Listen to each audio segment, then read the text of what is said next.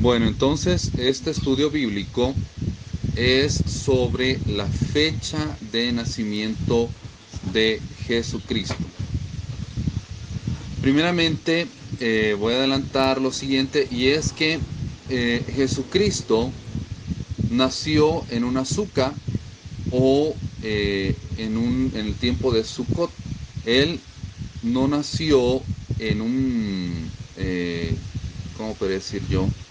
Como en un lugar un lugar de desprecio, por decirlo así, sino que también el hecho de que él naciera en una azúcar fue algo profético. ¿Por qué? Porque fue en el tiempo de los tabernáculos, en el tiempo de Sukkot. Se recuerdan que nosotros celebramos Sukkot este año. No sé cuántos se recuerdan, levanta su manita si se acuerda.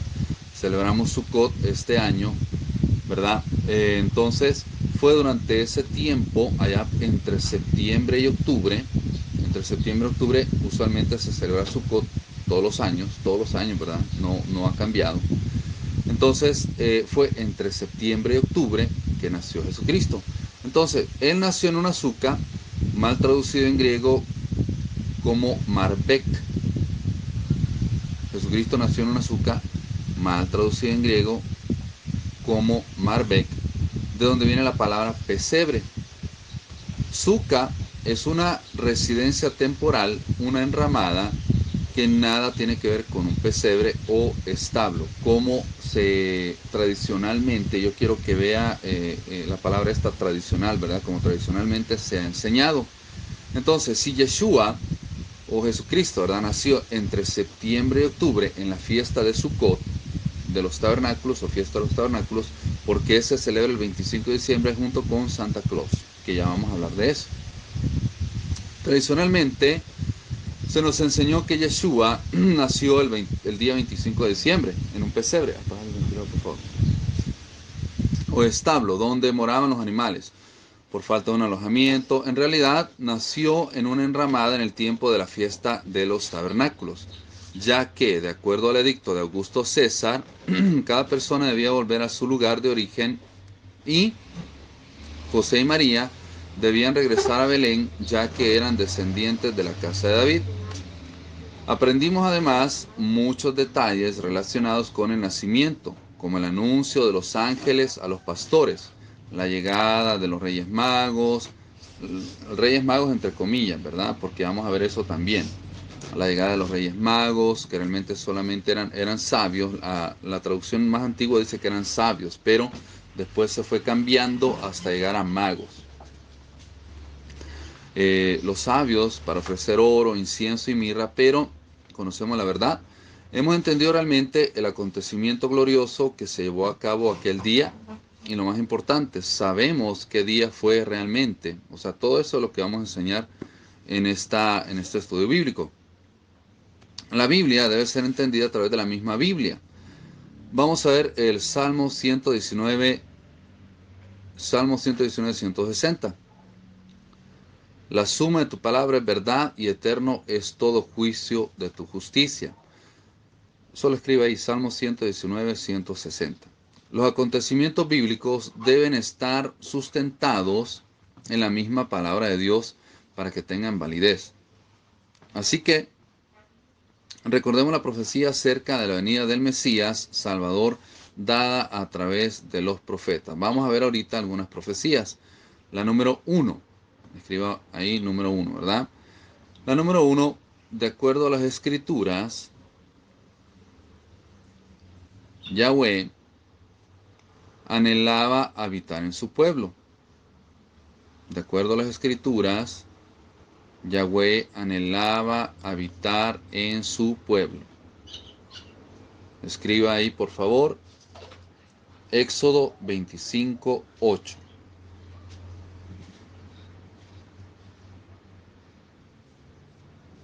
De acuerdo a las escrituras, Yahweh anhelaba habitar con su pueblo. Éxodo 25, 8. Y dice: y harán un santuario para mí, y habitaré en medio de ellos. Y habitarán un santuario para mí, y habitaré en medio de ellos. Moisés subió en varias ocasiones al monte Horeb según la tradición. La segunda vez lo hizo el primer día del sexto mes. Posteriormente estuvo en el monte 40 días.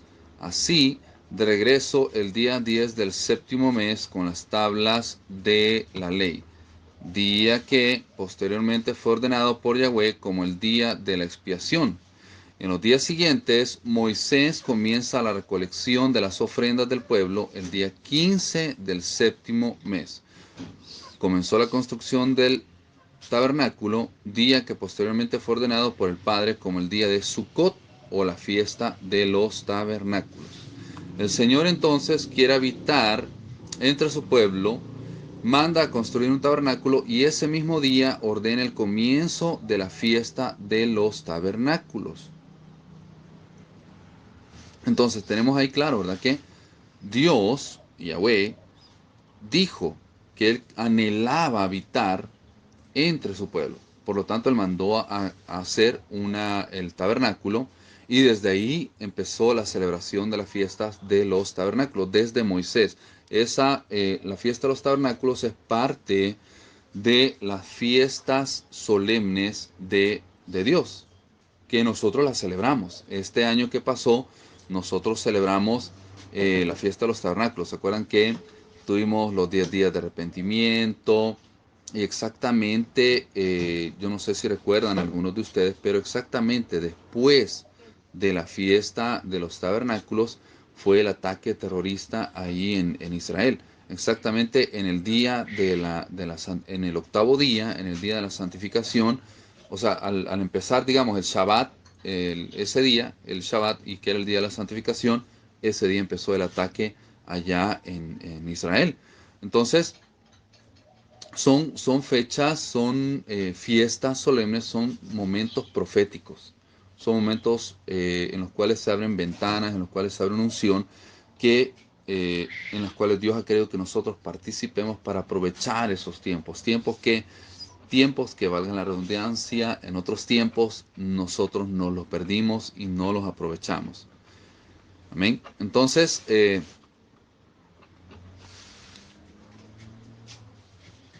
comenzó la construcción del tabernáculo, día que posteriormente fue ordenado por el Padre como el día de Sukkot o la fiesta de los tabernáculos. El Señor entonces quiere habitar entre su pueblo, manda a construir un tabernáculo y ese mismo día ordena el comienzo de la fiesta de los tabernáculos. El mensaje profético es claro. En la fiesta de los tabernáculos o de Sukkot habitaré entre ustedes. Entonces, ahí está ya una palabra profética escrita antes de el nacimiento de Jesucristo, diciendo, ¿verdad? Diciendo que, permítame, voy a agregar a al profeta Zaira. Entonces, diciendo ya, ¿verdad? De una manera profética que Jesucristo iba a nacer en ese tiempo. O sea, ya estaba escrito realmente cuándo es que iba a nacer Jesucristo. Y se había profetizado que Jesucristo iba a nacer durante la fiesta de los tabernáculos, durante Sukkot. Y fue así exactamente. Ahora ya vamos a ver eso sobre los tiempos. Entonces, la primera profecía sobre la fecha o el tiempo en el cual iba a nacer Jesucristo, que era durante Sukkot o la fiesta de los tabernáculos, ya se cumplió. Vamos con la segunda. Hay varias, ¿verdad? Pero vamos con las más relevantes. No podríamos cubrir todas las profecías. La segunda dice que el profeta Miqueas profetizó que el Mesías nacería en Belén. La segunda profecía, o el número 2, ¿verdad? Número 2. El profeta Miqueas profetizó que el Mesías nacería en Belén. Número 2. El profeta Miqueas profetizó que el Mesías nacería en Belén. Anote ahí, por favor, Miqueas 5:2. Miqueas 5:2.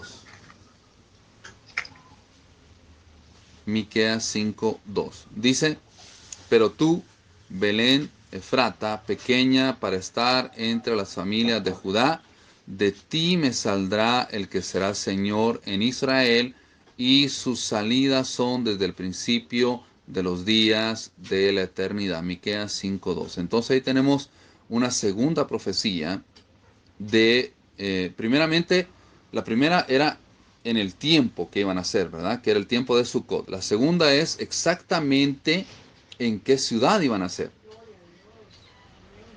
Entonces la primera se cumplió, ¿verdad? Que era que él iba a nacer en el tiempo de Sukkot. La segunda, que él iba a nacer en Belén.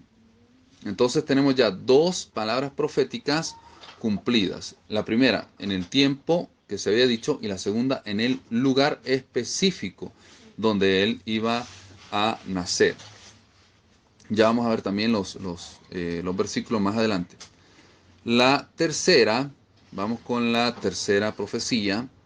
Dice que el profeta Daniel profetizó el número exacto de días que transcurrirían entre la reconstrucción de Jerusalén. Perdón, lo voy a decir más despacio. El profeta Daniel profetizó, el profeta Daniel profetizó el número exacto de días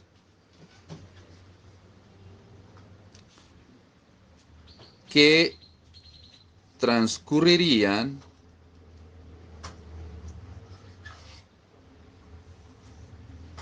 entre la reconstrucción de Jerusalén, entre la reconstrucción de Jerusalén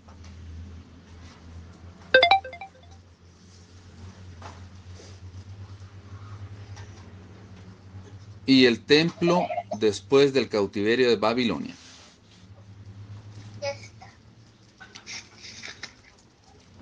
Y el templo después del cautiverio de Babilonia.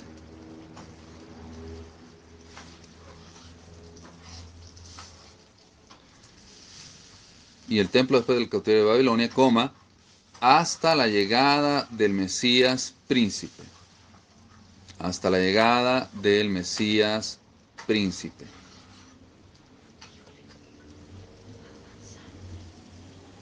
Entonces la tercera profecía, ¿verdad? Punto.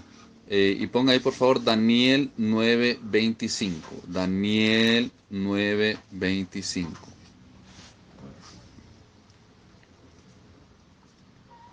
Daniel 9:25. Entonces, aquí tenemos también en la tercera profecía, que es también exacta, el número de días que transcurrirían entre un evento digamos que impactó, vamos a decir así, ¿verdad? Un evento que impactó la vida de los israelitas, el final de uno y el comienzo de otro evento que también impactó la vida de todo mundo. O sea, que no fue algo meramente pasajero, ¿verdad? Sino que fue un evento que impactó la historia y la vida de todos ellos. Entonces, Daniel 9:25 dice, sabe pues y entiende que desde la salida de la orden para restaurar y edificar a Jerusalén hasta el Mesías príncipe, habrá 7 semanas y 62 semanas.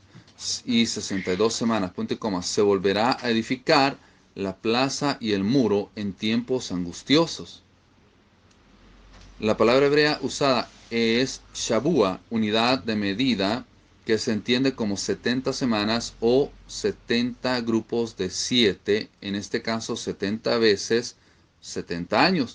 Es decir, un total de 490 años cumplidos desde el decreto para reconstruir Jerusalén en el 445 hasta el tiempo de Yeshua. Entonces, hubo una señal, ¿verdad? Una señal, una palabra profética que fue escrita 440 años de el nacimiento, o sea, 440 años antes de que ese evento sucediera. Entonces, tenemos que, se había dicho que las señales, ¿verdad? O las palabras proféticas, tenemos que iban a ser en Sukkot, se cumplió la primera.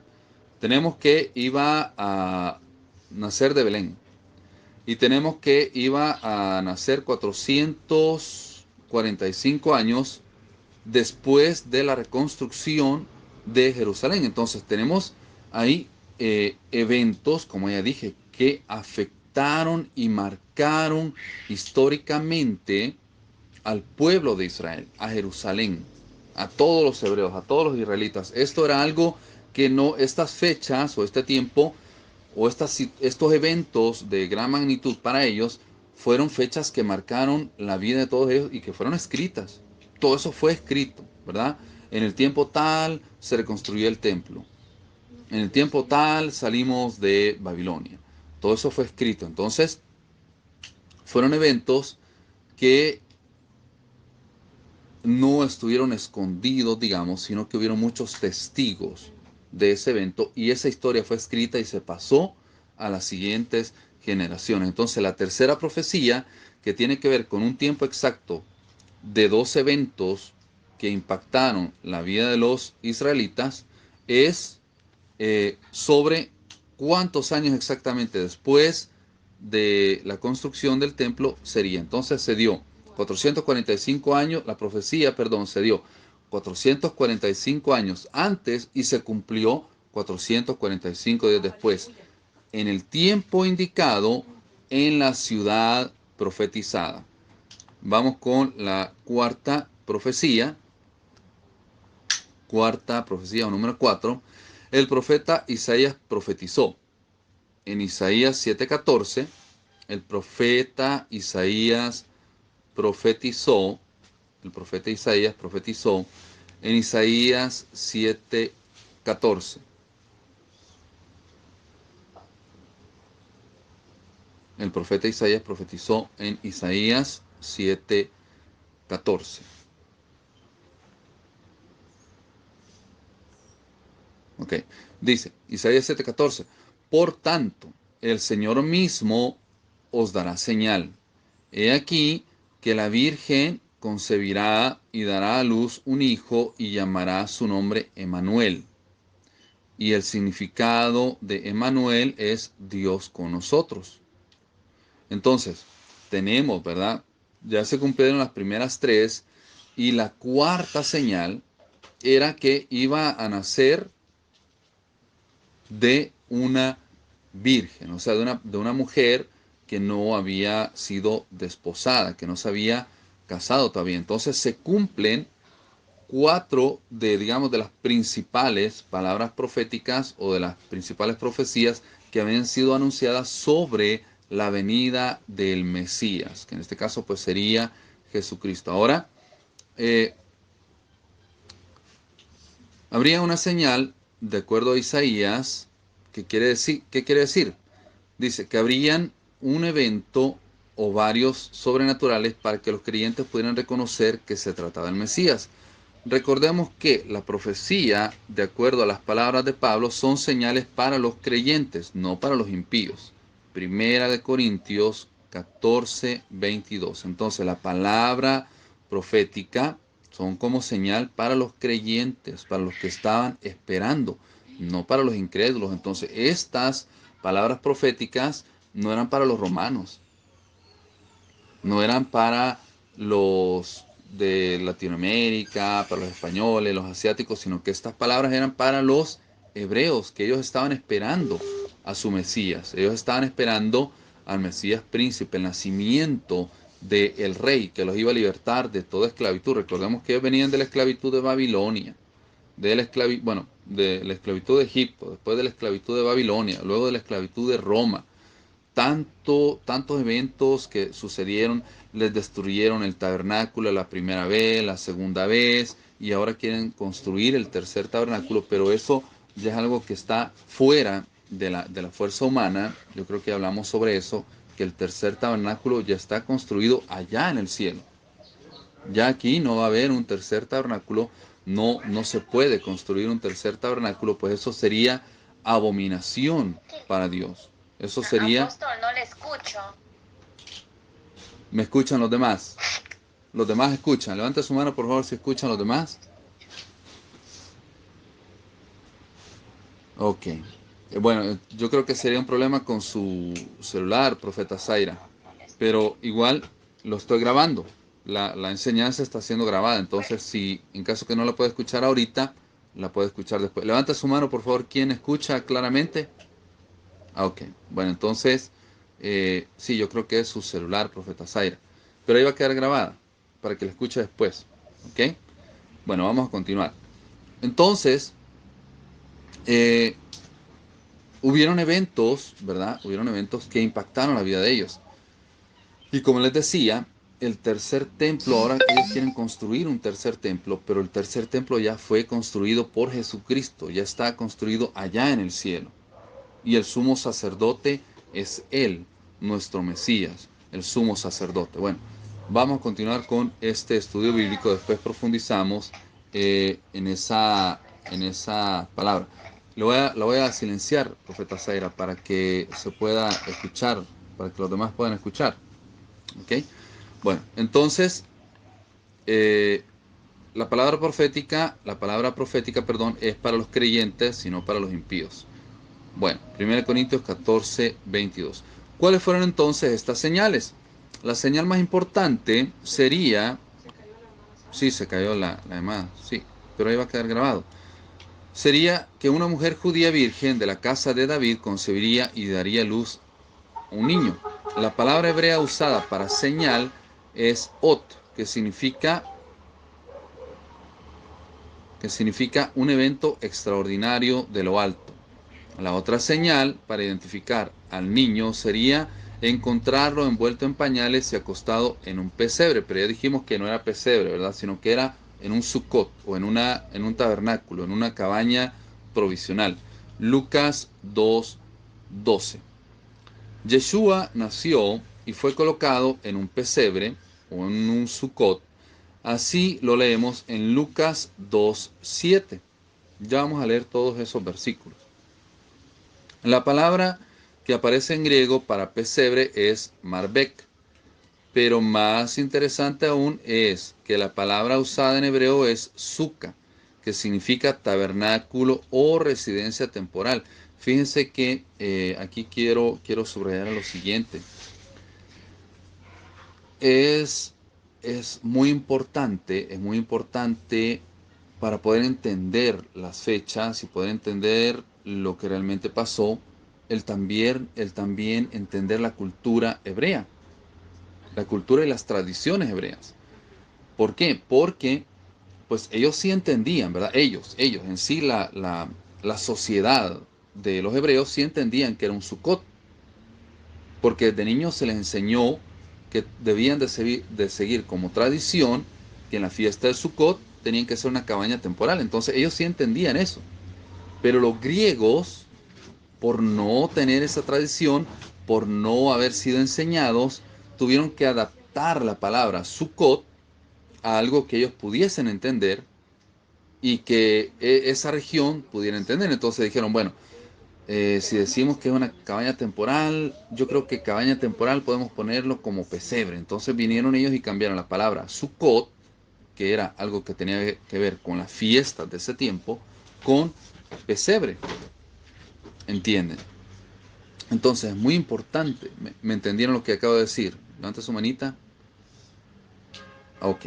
Entonces es muy importante entender las tradiciones judías y las fiestas solemnes para que eso dé sentido a lo que realmente pasó. Porque, miren, uno muchas veces, cuando está en la carne, digamos, cuando está en el mundo, y también la perspectiva del mundo, enseñan que pues ellos nacieron en un pesebre, porque eran pobres, porque no tenían para pagar un hotel, y pues nació entre los animales porque era una forma de Jesucristo mostrar su humildad al mundo, y hay tantas cosas que se asumen, tantas cosas que eh, la gente asume por la cultura o por donde ellos nacieron y que lo agregan, pero realmente no es que Jesucristo haya nacido en un pesebre porque era pobre, ¿verdad? No es que él haya nacido entre los animales porque José y María no llevaban dinero para pagar el hotel. Primeramente, quiero decir lo siguiente, y ya lo vamos a leer también, pero me voy a adelantar a eso. Miren, primero, como ya leímos, hubo un decreto en ese tiempo, en el cual todas las personas todas las personas tenían que regresar al lugar de donde ellos habían nacido para hacer un censo. O sea, para saber cuántos hombres, cuántas mujeres, cuántos niños habían. Y eso fue un decreto de Roma. Ellos querían saber cuántos súbditos tenían. Entonces, todos los que vivían en otros lugares, en Jerusalén, en Egipto, lo que sea, fueron a Belén. Entonces, todo ese montón de personas que habían salido de ahí y habían ido a otros lugares, regresaron a su lugar de origen. Entonces, saturaron los hoteles, saturaron las posadas, saturaron todos los lugares. Entonces, no había lugar donde quedarse, no porque no tenían dinero. Yo quiero aclarar eso. José y María llevaban plata. No hay judío pobre, yo quiero decirle eso. No existe judío pobre. Póngase a investigar. No hay judío pobre. Todos los judíos, miren, hay judíos dueños de bancos, hay judíos dueños de petroleras, de fábricas, de joyerías. Los judíos son los que mueven millones y millones y millones y millones de dólares, de euros anualmente. Entonces, no hay realmente judío pobre y ellos no terminaron en este pesebre, entre comillas, ¿verdad? Porque eran pobres y no tenían cómo pagar, porque tradicionalmente eso se enseña. Aquí en la ciudad son dueños de casas. Tradicionalmente se enseña que ella dio a luz ahí en un pesebre porque no tenían dinero, pero eso no es la realidad. Jesucristo nació en una suca, en el tiempo de Sukkot, porque tenía que cumplirse una palabra profética, una señal, ¿verdad? O sea, hay señales, ¿verdad? La primera señal, la segunda señal, la tercera, la cuarta, y que todas esas señales den testimonio de que sí, este que nació en ese lugar, Él es Jesucristo. Porque esa noche no solamente nació Jesucristo, ¿verdad? Esa noche nacieron muchos niños, muchas niñas en Belén, pero solamente hubo uno que nació en una cabaña o en un tabernáculo temporal, que en este caso fue Jesucristo. Entonces esa era la señal de que esa noche el único que nació ahí fue Él. ¿Sí? Y tenemos las otras señales también, que nació de una virgen y que nació 490 y tantos años después de la construcción de la ciudad, del templo. Entonces todas esas señales nos dicen a nosotros que este niño, específicamente este niño, hijo de María y de José, sí es el Mesías. ¿Ok? Entonces, vamos a continuar. Entonces, debemos de entender la cultura, ¿verdad? Entonces, pero más interesante aún es que la palabra usada en hebreo es sukkah, que significa tabernáculo o residencia temporal, o sea, una enramada. Siempre pensamos en forma errónea que Yeshua fue puesto en un pesebre de animales que eran tan inhumanos los habitantes de Belén como para colocarlos en el momento de un parto con los animales de la casa. ¿Tiene sentido?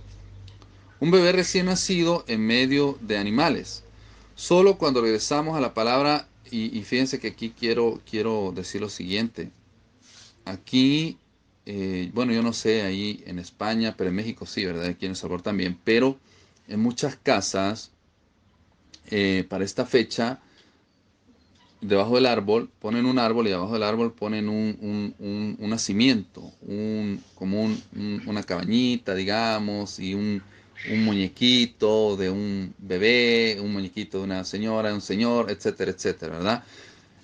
Pero yo quiero decirle que eso es un acto pagano y eso es idolatría. No se ve, ¿verdad? No pareciera, no se ve, pero sí eso es un acto de paganería y de idolatría, porque pues ahí no está Jesús, ¿verdad? Algunos dicen que es para recordar y que esto y que lo otro, pero al final el ver con reverencia, digamos, o el inclinarse, o que cause una cierta emoción, ¿verdad? El ver eso es idolatría. Entonces, realmente Dios no nos mandó a nosotros a celebrar ninguna fiesta pagana. No nos mandó Dios a nosotros ser partícipes de las cosas del mundo. Y fíjense que nosotros siempre ponemos una señal en cuanto a lo que el mundo llama de Dios. Y la señal es la siguiente, miren, si la Navidad poniendo, por ejemplo, la Navidad, ¿verdad? Si la Navidad fuera de Dios, el mundo no la celebrara. Esa frasecita tiene una lógica muy amplia. Entonces, así, ¿verdad? Si la Navidad fuera de Dios, el mundo realmente no la celebrara. No la celebrara. Si Halloween fuera de Dios, el mundo no lo celebrara. ¿Verdad? Entonces el mundo quiere celebrar el mundo. Y si realmente nosotros queremos celebrar a Dios o el cumpleaños de Jesucristo, debemos de hacerlo en la fecha correcta y no en la fecha antojadiza o en la fecha que nosotros queramos. Por ejemplo, ¿verdad? Vamos a decir que Encina, ¿cuándo cumple años Encina? ¿Me podrías recordar, por favor?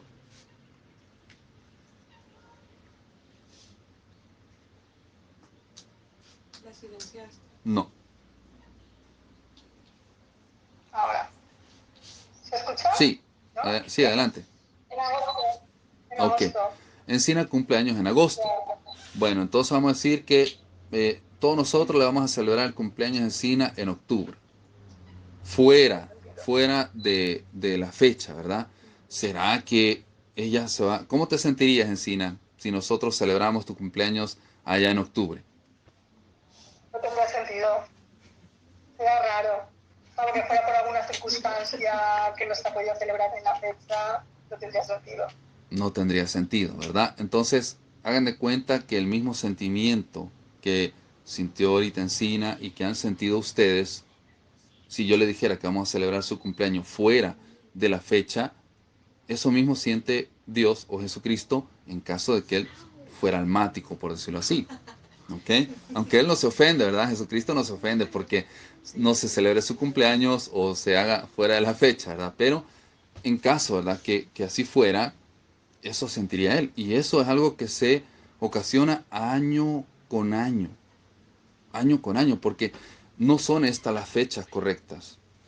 Estas no son fechas para celebrar el nacimiento de Jesucristo, para celebrar el cumpleaños de Jesucristo. La fiesta correcta para celebrar el cumpleaños de Jesucristo es allá en Sukkot, entendiendo lo siguiente, entendiendo esto, que Él quiere habitar en medio de nosotros. Entonces la fiesta de Sukkot es una fiesta para celebrar el cumpleaños de Jesucristo y que Él quiere estar en medio de nosotros. ¿Ok? ¿Se acuerdan que allá en las fiestas yo les dije, verdad? Fíjense que la fiesta el cumpleaños de Jesucristo no es realmente en diciembre, pero no se los puedo decir ahorita, sino que se los voy a decir allá en diciembre cuando esté en el apogeo, la Navidad, cuando esté en apogeo todo el bombardeo de todo lo que tiene que ver con esta fecha. Entonces, ahora es el tiempo indicado para que el siguiente año, bueno, el siguiente año ya nosotros vamos a saber, ¿verdad? Ya vamos a tener claro que en Navidad realmente no se celebra el nacimiento de Jesucristo, sino que es allá en Sukkot. ¿Amén? Y pues el próximo año también vamos a dar esta clase para que nos quede claro a nosotros y quien sea que sea nuevo y que esté aquí con nosotros, pues que reciba este entendimiento para que sea sacado de esa tiniebla de Babilonia, de esa confusión, ¿verdad? Que ha puesto el mundo. ¿Ok? Bueno, entonces, continuamos. Solo cuando regresamos a la palabra de Dios encontramos que una suca es una cabaña temporal que cada persona debe construir para celebrar la fiesta de Sukkot o tabernáculos. Ahora, esto, como ya dije, ¿verdad? Es algo exclusivo para los hebreos. Es algo exclusivo para los hijos de Dios. No fue un mandamiento, como decía, ¿verdad? Aquí también va algo profético porque la fiesta de los tabernáculos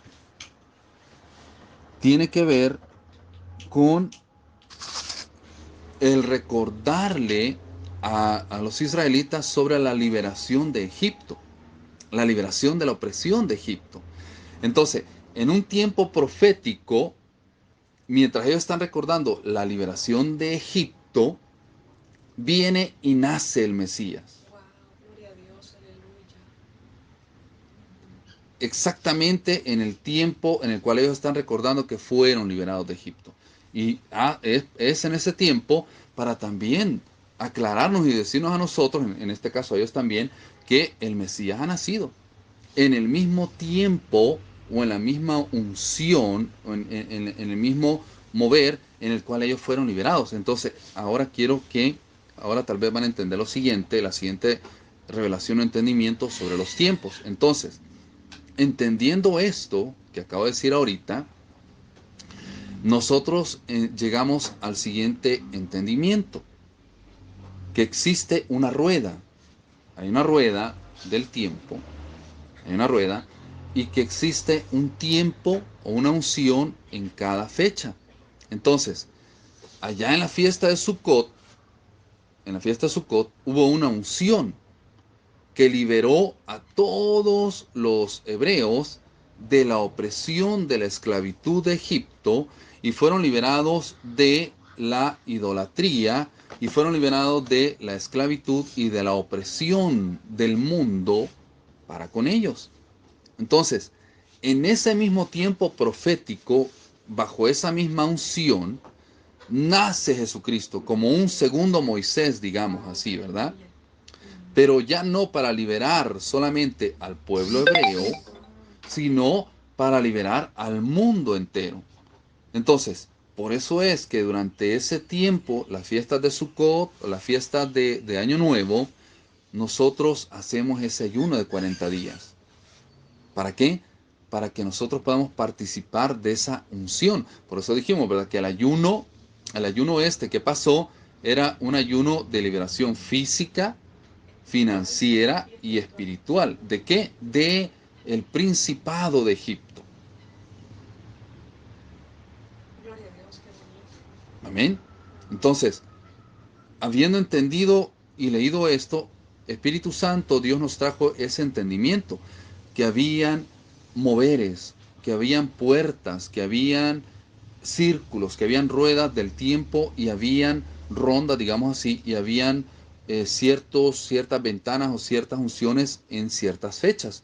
Entonces, la siguiente fecha que se acerca, que es, digamos, de gran impacto, es el Pesaj, la Pascua o el Passover, que sería en inglés, pero sería el Pesaj, que es allá entre marzo y abril aproximadamente. Entre marzo y abril, que es también la fecha en la cual fueron liberados de Egipto los hebreos. Entonces, tenemos la fecha en la que fueron liberados y tenemos la fiesta de los tabernáculos para recordar aquella fecha. Entonces, hay dos unciones al principio del año y al final del año que debemos de aprovechar.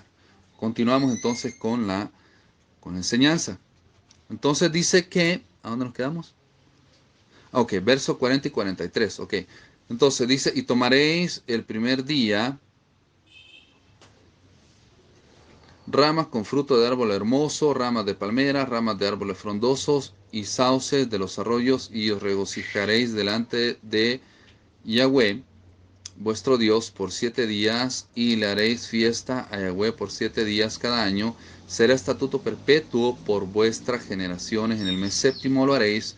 En tabernáculos habitaréis 7 días. Todo natural de Israel habitará en tabernáculos, para que sepan vuestros descendientes que en tabernáculos hice yo habitar a los hijos de Israel cuando los saqué de la tierra de Egipto. Yo, Yahweh, vuestro Dios. La ordenanza de Dios era construir esta residencia temporal cubierta solo con ramas, donde iban a habitar durante los 7 días los hijos de Israel.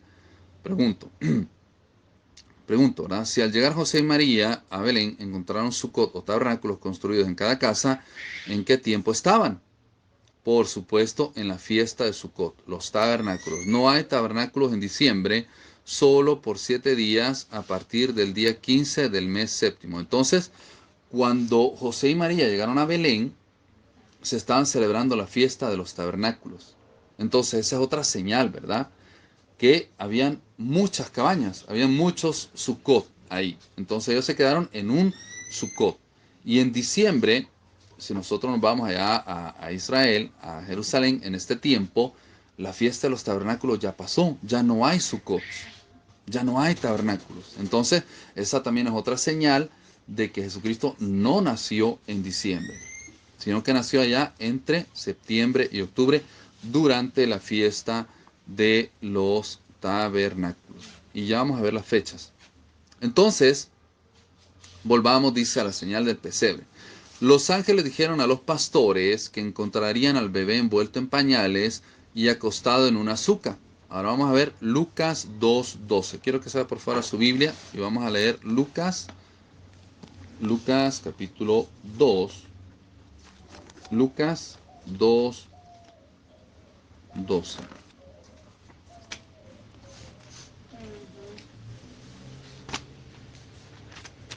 ¿Qué parece pesebre? Sí. Lucas 2:12. Ok, aquí, amados, yo quiero decirle, aquí los ángeles dieron una señal a los pastores que iban a ser los testigos sobre el nacimiento del Mesías. Y dice, esto servirá de señal. No. Bueno, vamos a leer del versículo a ver, del 8, vamos a leer del 8 en adelante para que podamos entender esta referencia. Porque si solo leemos este versículo, pues casi no se entiende. Vamos a leer del 8 en adelante. Dice, había pastores en la misma región que velaban y guardaban las vigilias de la noche sobre su rebaño. Y aquí se les presentó un ángel del Señor, y la gloria del Señor los rodeó de resplandor y tuvieron gran temor. Pero el ángel les dijo, no temáis, porque aquí os doy nuevas de gran gozo que será para todo el pueblo, que os ha nacido hoy en la ciudad de David un Salvador, que es Cristo el Señor. Y esto les servirá de señal. O sea, como ya dije, ¿verdad? Esa noche nacieron muchos niños. Esa noche nacieron muchos. Entonces, para que no anduvieran los pastores preguntando dónde estaba el Mesías, igual que los sabios, los 3 sabios que venían, los ángeles les dieron a ellos una señal específica y les dijo que esto les servirá de señal. Hallaréis al niño envuelto en pañales, acostado en un pesebre. Y repentinamente apareció con el ángel una multitud de las huestes celestiales que alababan a Dios y decían, gloria a Dios en las alturas y en la tierra paz, buena voluntad para con los hombres. Sucedió que cuando los ángeles se fueron de ellos al cielo, los pastores se dijeron unos a otros, pasemos pues hasta Belén y veamos esto que ha sucedido y que el Señor nos ha manifestado. Entonces hubo un evento sobrenatural. Y los pastores que estaban en las vigilias, o sea, no era que estaban en vigilia orando a Dios, ¿verdad? Sino que ellos estaban en su trabajo. Pero sí, ellos habían sido enseñados a esperar al Mesías. Entonces, hubo una señal sobrenatural del cielo y los ángeles hablaron con estas personas y les dijeron la señal de cuál era el Mesías. Como ya dije, esa noche nacieron muchos niños. Entonces, la señal era que este específicamente iba a estar en una azuca. Iba a estar envuelto en pañales y en un pesebre. Le dieron las indicaciones de dónde iba a estar él, este niño que acababa de nacer esa noche. Entonces tenemos también como señal que Jesucristo nació en el tiempo de las cabañas, o en el tiempo de Sukkot. Continuamos. ¿A dónde nos quedamos? Lucas 2:12.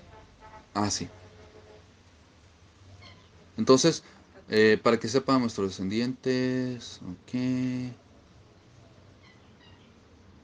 Ok, Lucas 2:12, ok. ¿Y qué nos dice Lucas 2:7? Bueno, ya lo leímos. Entonces, y dio a luz a su primogénito y lo envolvió en pañales y lo acostó en un pesebre, en una azuca, en hebreo, porque no había lugar para ellos en el mesón. María acostó al niño en la azuca para señal a los pastores que, aguardando el cumplimiento de la profecía, escucharon el mensaje de los ángeles. Dar a luz en una azuca era una señal. Dios va a mover cielo, tierra, va a mover lo que tenga que mover, a reyes, a presidentes, a diputados, a lo que sea. Dios va a mover lo que sea para que su voluntad se cumpla, para que la palabra que ha sido dicha en su vida se haga verdadera y se haga realidad. Amén. vamos a continuar. Disculpen que voy rápido, pero yo quiero, esto es bastante, entonces yo quiero terminar hoy esta enseñanza. Entonces, continuamos. El nombre dado al niño es Emmanuel, que significa Dios con nosotros. Recordemos que en hebreo los nombres tienen un significado especial que caracteriza lo que harán en su vida o características especiales que lo identificarán. El nombre del niño profetizado, Dios con nosotros, nos recuerda inmediatamente el anhelo de Yahweh de morar entre su pueblo, lo que ya habíamos hablado, ¿verdad? Recuerde, Dios quería hacer un tabernáculo para habitar entre nosotros. Juan 1.14 dice,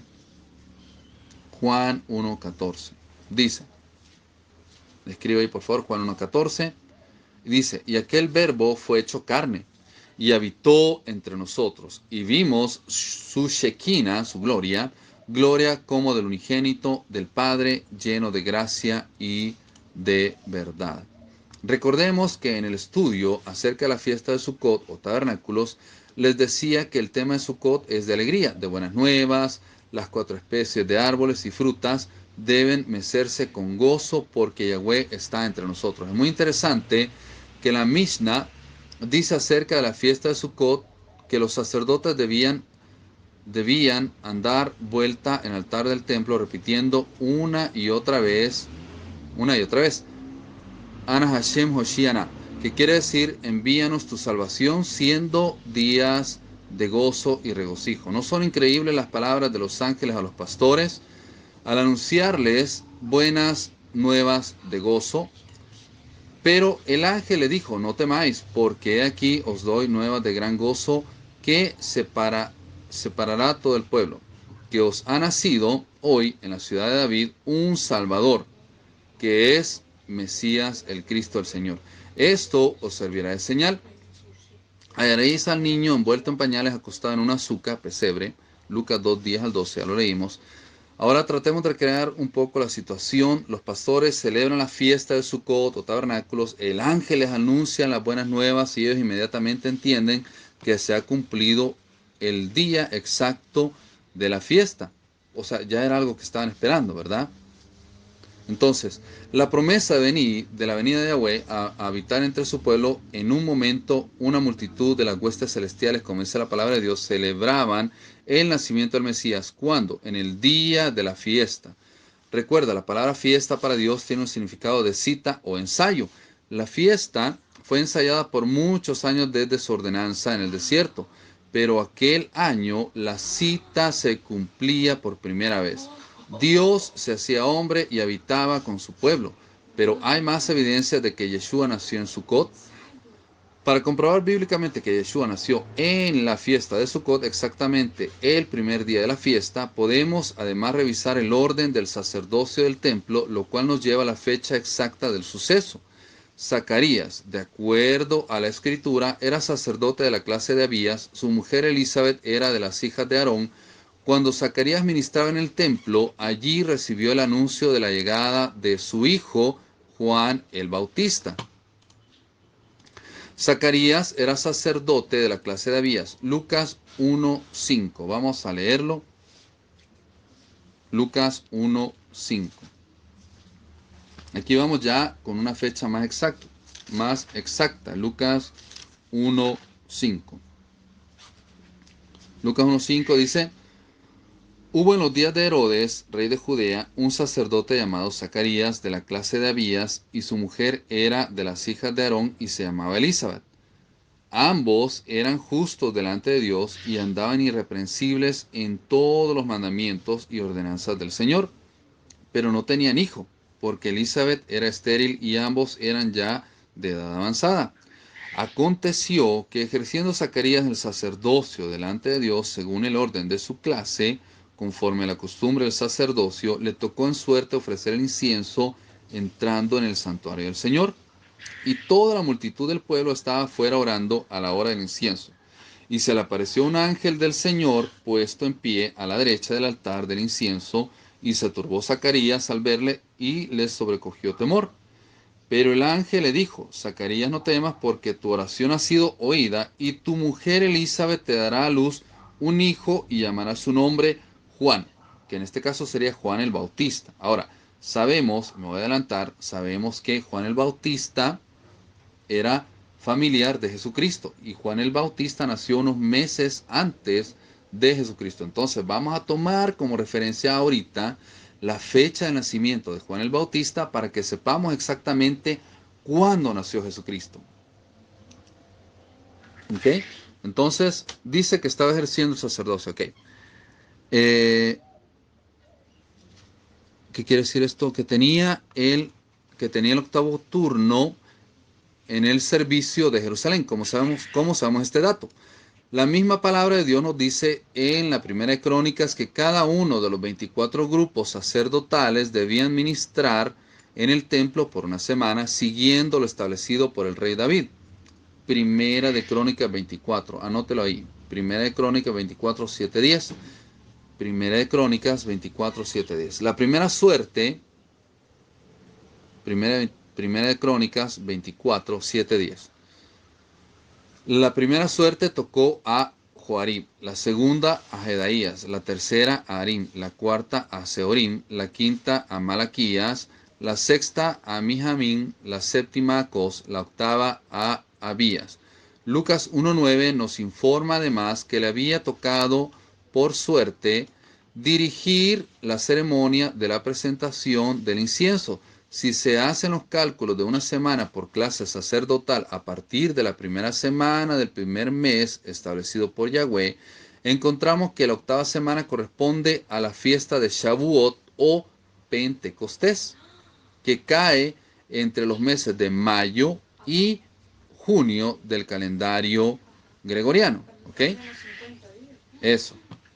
¿Ok? Entonces aquí vamos a empezar ya a hacer las cuentas, ¿verdad? Entonces el ángel le dijo a Zacarías que tendría un hijo y él regresa a su casa al final de su servicio, de acuerdo a 2 Crónicas 23, 1, 8. Cada turno debía empezar y terminar su servicio en Shabbat o día de reposo. Ok, aquí vamos.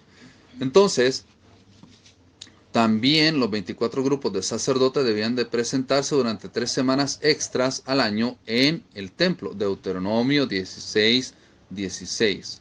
Deuteronomio 16, 16. De acuerdo entonces a este cálculo, Zacarías debió regresar a la casa a finales de junio, por lo que se puede establecer que en el mes de julio debió ser la concepción de Juan. Si contamos 9 meses a partir de julio, tenemos una fecha aproximada para el nacimiento de Juan el Bautista en el mes de abril. Ok, anote ahí. En el mes de abril.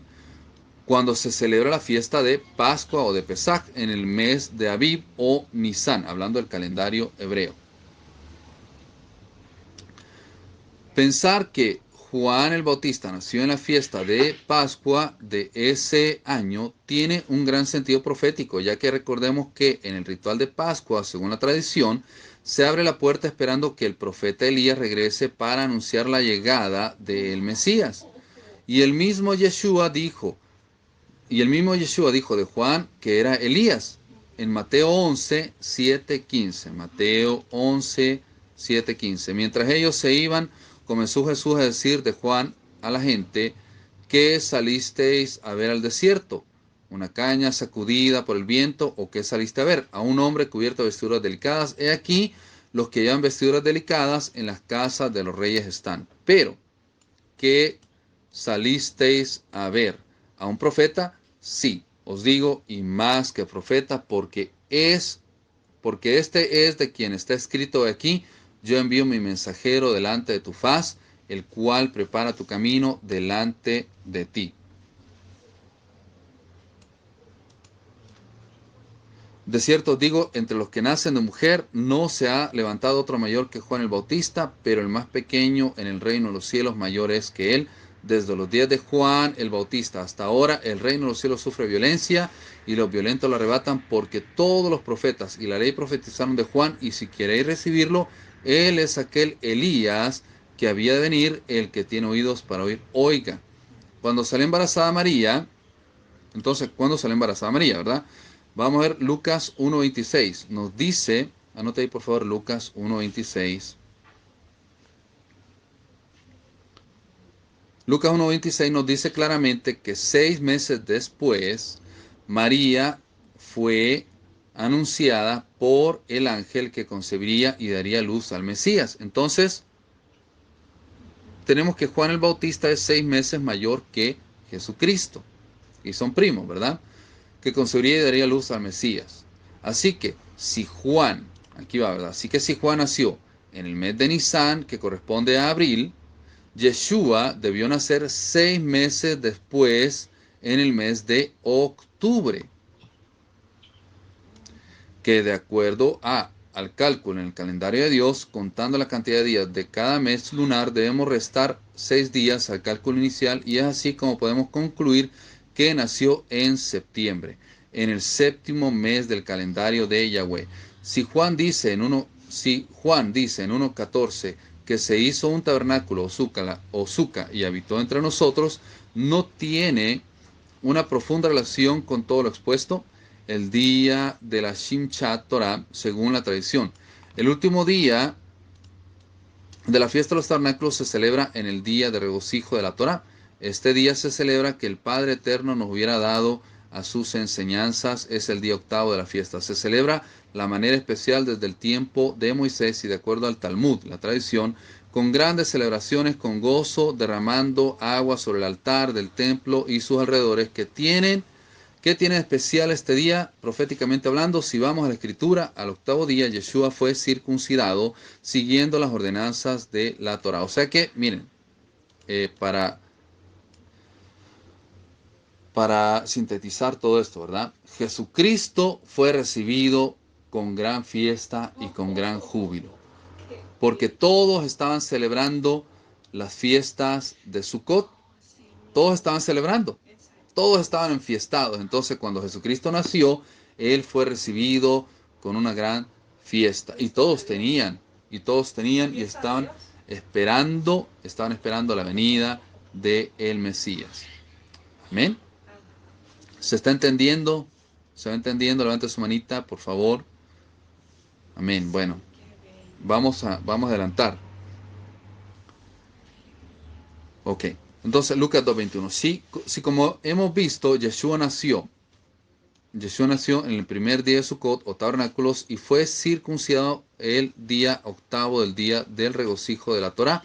El mensaje es bien claro. Juan 1:1 nos dice acerca de Yeshua que Él, la palabra de Dios, era desde el principio y era con Dios y era Dios. Yeshua, de acuerdo a la palabra de Dios, es el verbo, la palabra de Dios hecha hombre. Juan 1:14. Si Yeshua es la palabra, si la Torá son las palabras de Dios para la enseñanza de sus hijos, Yeshua es la Torá hecha hombre. Si como hemos visto, las fiestas son sombra de lo que habría de venir, aquel día de la circuncisión de Yeshua, todos en el templo celebraban sin saber aún que la palabra de Yahweh estaba entre nosotros. Pero se alegraban por las enseñanzas del Padre. Solo años después, Yeshua, ya en su ministerio, les hacía referencia en el templo a aquella profecía cumplida, cuando les dijo después de observarla, la celebración de agua relatada por el Talmud. Juan 7:37. En el último y gran día de la fiesta, Yeshua se puso en el pie y alzó la voz diciendo: si alguno tiene sed, venga a mí y beba, y el que cree en mí, como dice la Escritura, en su interior correrían ríos de agua viva. ¿No es maravilloso exactamente el día de su circuncisión? ¿Qué significa? La circuncisión es el primer lugar una señal entre el Padre y sus hijos. Pero ya con el Mesías, la circuncisión es del corazón al echar de nosotros el pecado. Bueno, ya finalizando, es interesante además que en medio de la fiesta de tabernáculos también Yeshua enseñaba en el templo y los judíos se maravillaban de su sabiduría. Juan 7:14-16. Fíjense que les voy a mandar esta enseñanza para que ustedes la lean y recapaciten y la lean y la analicen y vayan escribiendo y viendo las fechas, ¿ok? Entonces dice, también Yeshua enseñaba en el templo y los judíos se maravillaban de su sabiduría. Juan 7, 14 y 16. Más a la mitad de la fiesta subió Yeshua al templo y enseñaba y se maravillaban los judíos diciendo, ¿cómo sabe estas letras, o sea, nuestras enseñanzas, sin haber estudiado con nosotros? Yeshua le respondió y dijo, mi doctrina no es mía, sino de aquel que me envió. Qué hermoso. En Sukkot. Celebremos a Yeshua entre nosotros. Y nosotros como gente de las naciones tenemos aún más que celebrar. Celebremos que Jehová en su misericordia envió al Mesías y Salvador Yeshua a morir por nosotros para darnos entrada en su pueblo y ser parte de él. Si el Padre Eterno estableció las fiestas como citas que tiene con su pueblo, si los grandes eventos proféticos del Mesías Yeshua se han cumplido en la fecha exacta establecida por el Padre, si Yeshua nació exactamente en el primer día de la fiesta de los tabernáculos, el 15 del mes séptimo, si fue circuncidado en el día octavo de Sukkot, si murió exactamente el día de la Pascua, el 14 de Aviv o de abril, si resucitó exactamente el día de la fiesta, los primeros frutos, el primer día de las semanas de Sukkot, si envió el Espíritu Santo exactamente el día de la fiesta de Shavuot, Pentecostés, 50 días después, que nos hace pensar que en las fiestas de otoño referentes a la segunda venida de Yeshua no va a ser igual.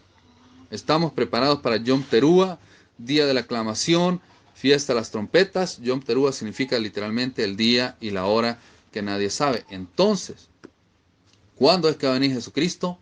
En Yom Teruah, según las Escrituras. Amén. Entonces, el día de la hora de nadie sabe, o para la fiesta de Yom Kippur, o día de la expiación, o para la fiesta de tabernáculos. ¿Cuándo volverá? Cuando volverá a morar entre nosotros eternamente. Entonces, como acabamos de leer, ¿verdad? Como acabamos de escuchar, las fiestas solemnes. Hola, Cuánta unción, Señor. ¿se escucha? Qué bonito. ¿Se escucha? Bueno, me dicen si se escucha. Sí, sí que se escucha, sí. Amén, amén, amén. Ok, entonces, mis amados, quiero decir lo siguiente. La razón por la cual debemos nosotros de participar y celebrar las fiestas solemnes es porque son un ensayo de lo que había de venir y para nosotros es un ensayo de lo que ha de venir.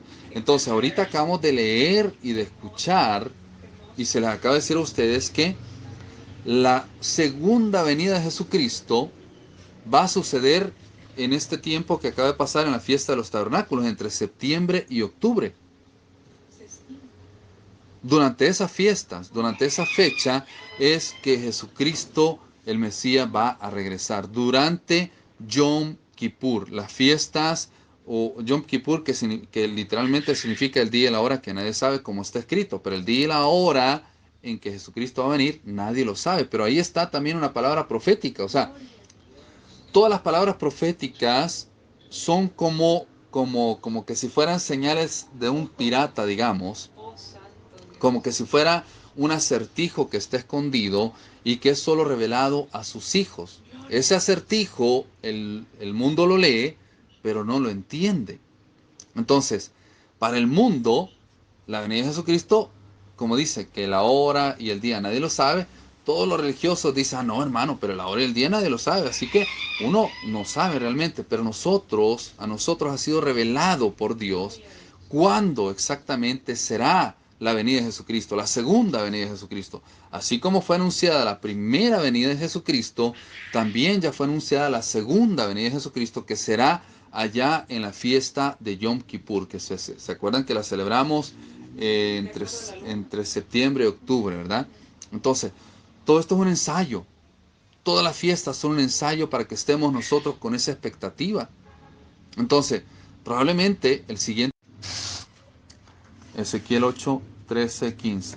Rápido, vamos a leerlo. No quiero quitarle mucho tiempo.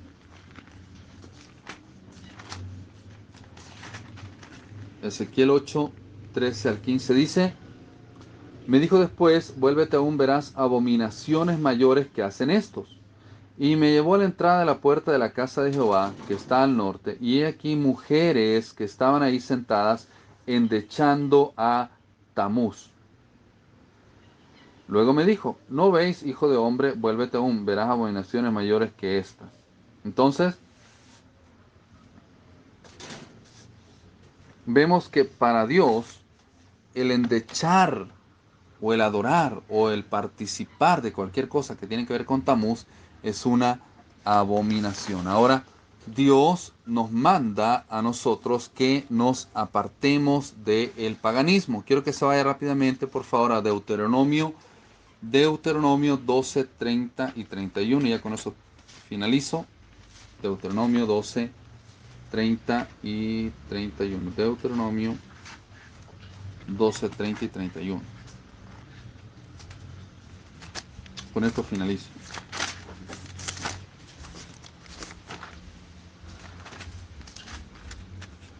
Deuteronomio 12, 30 y 31 dice: Guárdate que no tropieces yendo en pos de ellas. Después que sean destruidas delante de ti, no preguntes acerca de sus dioses, diciendo: de la manera que servían aquellas naciones a sus dioses, yo también les serviré.